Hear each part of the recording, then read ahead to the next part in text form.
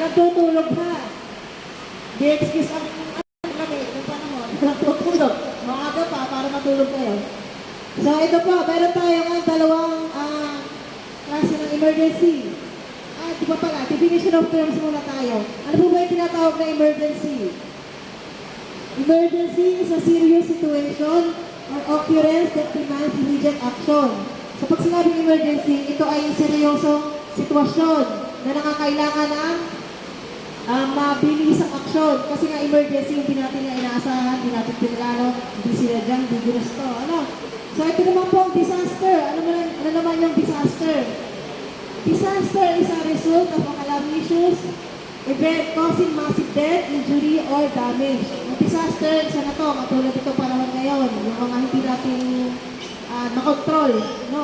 Kagaya ng panahon ngayon.